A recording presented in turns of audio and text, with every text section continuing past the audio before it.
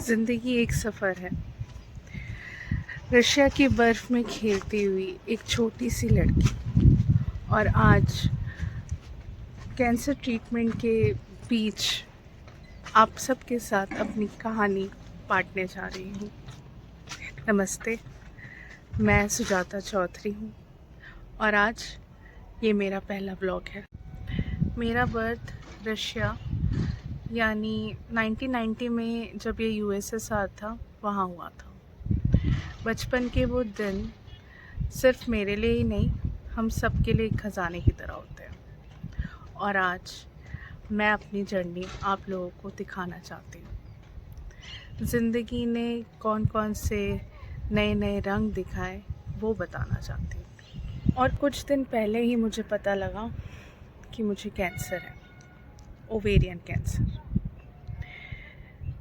मैं बहुत डर गई, बहुत रोई, इतना घबरा गई कि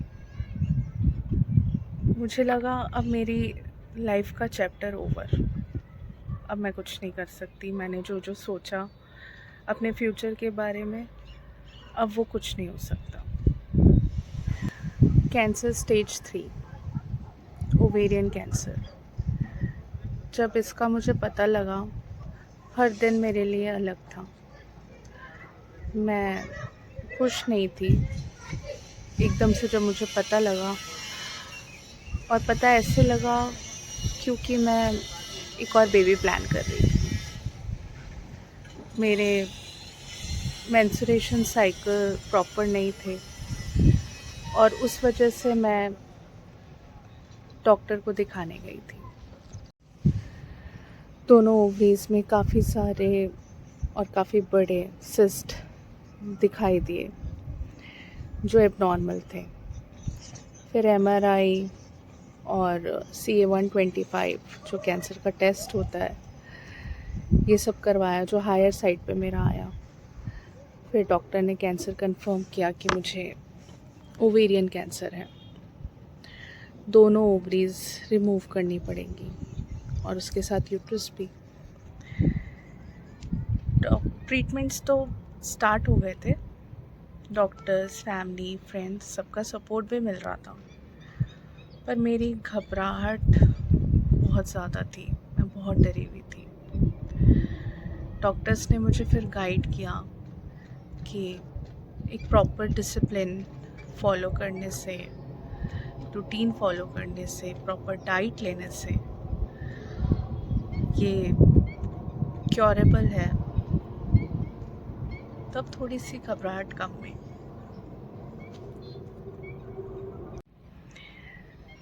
लेकिन कीमो स्टार्ट होते ही मेरा डर वापस आ गया, क्योंकि खुद ही मैं कीमो के बारे में पढ़ने लगी कि उसके क्या क्या साइड इफ़ेक्ट्स हैं, क्या क्या मुझे हो सकता है।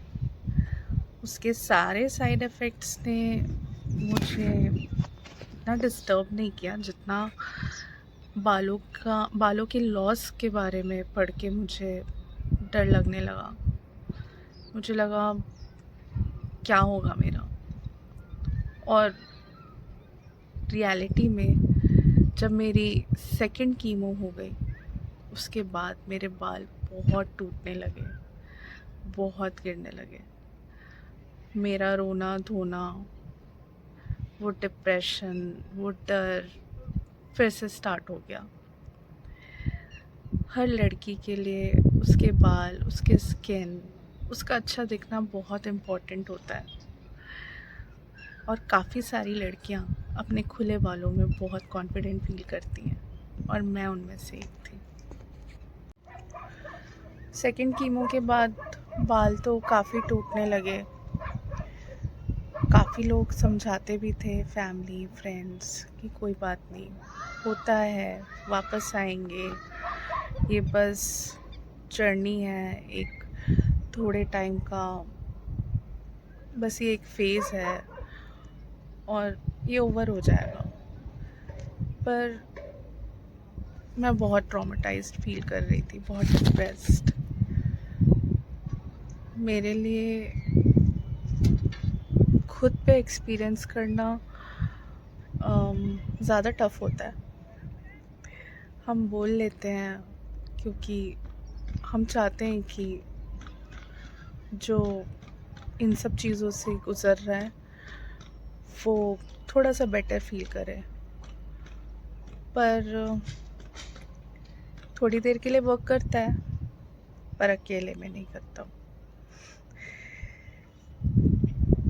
कीमो के काफ़ी सारे साइड इफ़ेक्ट्स हैं, और भी चीज़ें मुझे हो रही थी, जैसे स्किन डल हो जाना, काफ़ी सारे पिंपल्स जो आप मेरे देख सकते हो फेस पे, बैक एक, स्टमक एक, कभी वॉमिटिंग, कभी कोल्ड, कभी नोज़िया, कभी सुन पड़ जाना बॉडी का, हाथ पैर का, खाने में टेस्ट आना बंद हो जाना, कुछ भी नहीं पता लगता अब मुझे, बिल्कुल टेस्ट नहीं आता खाने में।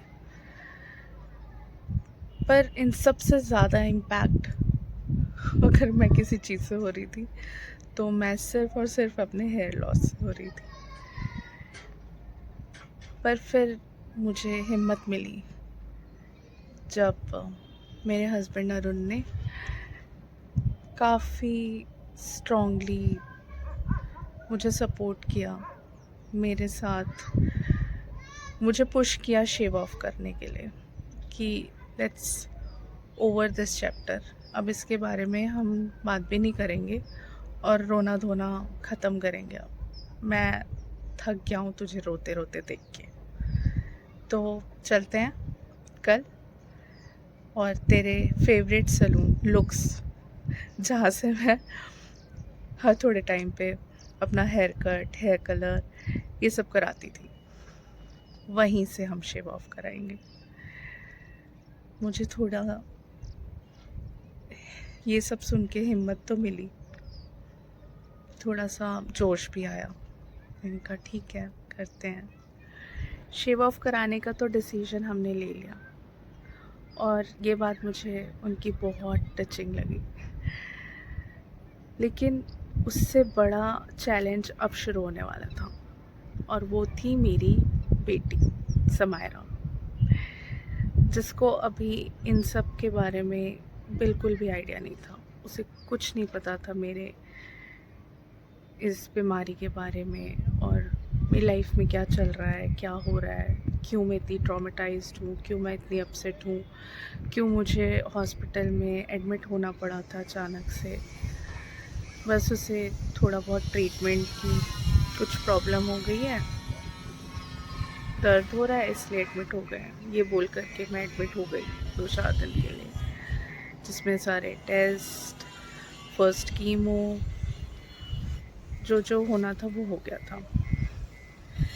बट सेकंड कीमो से पहले मैं घर आ गई थी।